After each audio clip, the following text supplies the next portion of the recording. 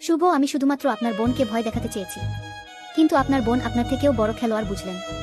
আপনারা বলছিলেন না তাকে বুঝাতে, তাকে মানাতে, কিন্তু আপনার বোন আপনার থেকেও বড় পাগল। এক নিঃশ্বাসে বলল মেহেরিন। তাই বলে তুমি মাহমুদাকে কোলে তুলে নিয়ে ঘরে ঢুকবে? শুভ, আমার ভুল হয়েছে, এরপর আপনার বোন আপনি বুঝাবেন, আমি কোনো কিছুই বলবো না। মেহেরিন, মাহমুদা ছোট মানুষ, ওকে তো বুঝাতে পারতে তুমি। শুভ, এই চুপ করেন, কাকে ছোট বলেন? পেকে পুরাই রসমালাই হয়েছে। আপনার বোনকে তো বুঝিয়েছি আমি, বুঝে নাই বলেই তো ভয় দেখাতে চেয়েছি। মেহেরিন, শুভ একবার জড়িয়ে ধরতে চাই তোমাকে। প্লিজ শুভ, না বলো না তুমি, ভিতরটা ছটফট করতেছে আমার। শুভ, আপনি ঘরে থাকেন, আমি বের হলাম। শুভ ঘর থেকে বের হলো, শুভ সাথে সাথে মেহেরিনও বের হলো। ধনিরাম এবারও দরজার সামনে দাঁড়িয়ে বুকের আঁচল ঠিক করল মেহেরিন। ধনিরাম, স্যার এবার করেছেন নাকি আগের মত? শুভ, আসো ধনিরাম, এবার তোমার ব্যবস্থা করি আমি। শুভ ধনিরামকে নিয়ে তাদের ঘরের ভিতরে গেল। যা করার দরজা বন্ধ করে করতেছে। মেহেরিনের ফোনটা বেজে উঠল। ফোনের স্ক্রিনে তাকিয়ে দেখে সে তো ফোন করেছে। এদিকে আবার গানের শব্দ, কোনো রকম ফোনটা রিসিভ করল। জানতে পারল তারা বাড়ির গেটের কাছে এসে দাঁড়িয়ে আছে। মেহেরিন এগিয়ে গিয়ে তাদের বাড়ির ভিতরে এনে সবার সাথে পরিচয় করিয়ে দিল। শেষে তারা রুকাইয়ার ঘরে ওদের সবাইকে নিয়ে গেল।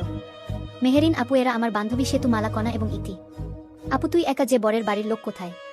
রুকাইয়া, সবাই বসো, সবার সাথে কথা হবে। ওই যে নাচ দেখতে বের হয়েছে সবাই। মেহেরিন, আপু তোমার খালা শাশুড়ির ছেলে সাদিক নাচতেছে, এসেছে থেকে পিছু নিয়েছে আমাকে নাকি তার পছন্দ হয়েছে? সেতু, সে কি রে, এত তাড়াতাড়ি শুভকে ভুলে নতুন করে প্রেমে পড়লি নাকি? কণা, তুই না বললি শুভ এখানে এসেছে, তোর নাকি ফুফির ছেলে হয়, তাহলে নতুন করে আবার প্রেমে পড়লি? মেহেরিন, কোনো না শুনে না বুঝে আবারও শুরু করলি তোরা। শুভ আছে কিন্তু আমাকে মানতেছে না, আর সাদিক এসেই পিছনে লেগেছে আমার, বুঝলি? ইতিক বান্ধবী, আমি সরি, আমার একটা ভুলের কারণে শুভ তোকে বড় ভুল বুঝেছে। আমি তোদের সেদিনের সেই কথাগুলো ভিডিও করি এবং ভয়েস পরিবর্তন করে শুভকে শুনাই। তোরা জানিস আমিও পছন্দ করতাম শুভকে। এরপর শুভকে সঙ্গ দেই আর তোমাদের সবাইকে নিয়ে শুভকে ভুল বুঝাই আমি। রুকাইয়া, তাহলে সেই ইতি তুমি, তাই তো?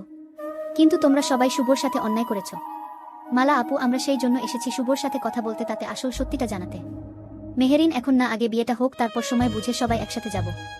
এখন চল তোদের ঘর দেখিয়ে দেই, তোমরা সবাই ফ্রেশ হও। মেহেরিন সবাইকে নিয়ে একটা ঘরে গেল, সবাই ব্যাগ রেখে ফ্রেশ হতে লাগলো। এদিকে সাদিক মেহেরিনকে খুঁজতেছে, অন্যদিকে মাহমুদা শুভকে খুঁজতেছে। সাদিকের মা এসেছে থেকে সাদিককে লক্ষ্য করেছে, তাই তো সাদিকের মা বিষয়টা সাদিকের বাবাকে জানায়। সাদিকের বাবাও শুনে খুব খুশি হয়। এবার বিয়ের বিষয়টা মেহেরিনের বাবা মাকে জানানো দরকার, তাহলে সাদিক আর মেহেরিনের বিয়েটা হয়ে যায়। শুভ ধনিরামকে ঘরের ভিতরে নানা রকম কায়দায় সাজা দিতেছে। মাহমুদা শুভকে যখন খুঁজে পেল না, তখন মাহমুদা শুভর ঘরে গেল। ঘরে ঢুকে দেখে ধনিরামকে 4 হাত পা বেঁধে বসিয়ে রেখেছে। ধনিরামকে এই অবস্থায় মাহমুদা চোখ বন্ধ করে ফেল। হঠাৎ মাহমুদা ঘরের ভিতরে ঢুকায় শুভ একটু বিরক্ত হলো বটে। মাহমুদা, একই অবস্থা, আপনি ওনাকে এভাবে রেখেছেন কেন? ধনিরাম, আপনার আপুকে বলেছি, আপনাকে স্যার কোলে করে ঘরে নিয়ে গিয়েছিল।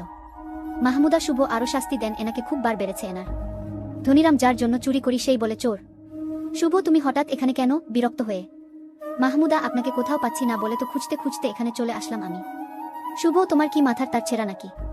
বাংলা কথা বোঝ না, তোমাকে আমার পছন্দ না। রাগ করে।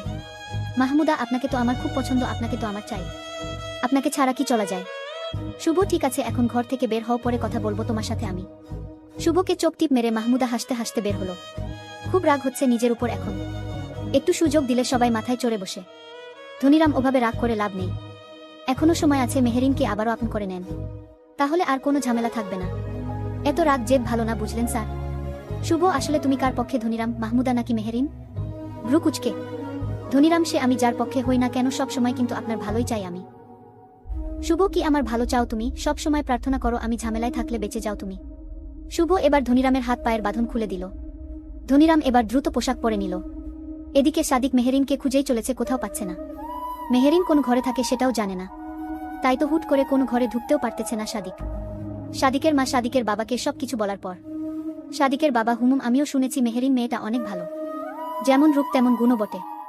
সাদিকের মা, তোমার ছেলে যখন এত বছর পর পছন্দ করলো কাউকে, তখন আর দেরি করে লাভ কি? আজকেই না হয় মেহেরিনের বাবার সঙ্গে কথা বলো। সাদিকের বাবা, এত তাড়াহুড়ো করো না, আজকে একটা বিয়ে, ওদের সবার মন এখন সেই বিয়েতে পড়ে, এই সময় কোনো বললে কেউ কানে তুলবে না। তাছাড়া কালকে তো কনে আনার জন্য এনারা যাবে, তখন সময় বুঝে কথা বলা যাবে। সাদিকের মা, এটা তো ভেবে দেখি নাই, সত্যি তো? সাদিক অনেক খোঁজার পরও মেহেরিনকে পেল না, তাই ভাবলো একটু বাসার ছাদে গিয়ে দেখার জন্য। ছাদে গিয়েও দেখে মেহেরিন নেই, তাই ছাদের এক কোণে দাঁড়িয়ে থাকলো। মেহেরিনের সব বান্ধবী ফ্রেশ হলে মেহেরিন সবাইকে নিয়ে ছাদে আসলো। বাড়ি ভর্তি মানুষ, এত মানুষের মাঝে বান্ধবীদের নিয়ে আড্ডা দেওয়া যায় না। তার উপর আবার শুভর সাথে কথা বলার দরকার আছে। মেহেরিন ওর বান্ধবী সহ ছাদে এসে দেখে সাদিক আগে থেকেই সেখানে আছে। সাদিক ভাবতে পারে নাই এই সময় সে মেহেরিনকে দেখতে পাবে। সাদিক একেই বলে কপাল, মন থেকে চাইলে যে পাওয়া সেটা আবারও প্রমাণ হলো। কনাতকে রে ছেলেটা মেহেরিন আর কি বলে? মেহেরিন এনি হচ্ছে আপুর খালা শাশুড়ির ছেলে সাদিক। সেতু তাহলে এই সেই সাদিক যার কথা বললি আমাদেরকে? সাদিক, বাহ, আমাকে নিয়ে দেখি অন্যদের সাথে কথাও হচ্ছে দেখি। তাহলে কি বেয়ান, আপনি আমার প্রেমে পড়লেন নাকি? মালা, এই সালার সাথে একটু মজা নেই কি বলিস সবার কানে কানে? ইতিক মেহেরিনও বল আপনাকে দেখে সেও নাকি পাগল হয়ে গেছে, আপনার প্রেমে পড়েছে। মেহেরিন, এ কি বলতেছিস তুই এসব? চুপি চুপি। সেতু বলতে দে, বাধা দিস না, চুপি চুপি। সাদিক, তা আর কি বলল? ওহ সরি, জানাই তো হলো না আপনারা তার কি হন। কনা, আপনার সালি হব আমরা। আমরা সবাই একসাথে পড়াশোনা করেছি আর কি। মালা, আপনি এত সুন্দর কেন দুলাভাই? ইস কি সুন্দর নাক আপনার। সাদিক, যাহ দুষ্টুর দল, কি সব বলেন আপনারা? ইতিক, ওরে বাবা, দুলাভাই দেখি লজ্জায় লাল হয়ে গেল। সাদিক, আমি ধরে নিব আপনাদের বান্ধবীও আমাকে পছন্দ করে। সেতু, আপনি গাধা নাকি দুলাভাই? এত কিছুর পরও কি কোনো বুঝেন না? সাদিক, আমার না ভীষণ লজ্জা করতেছে, আমি গেলাম।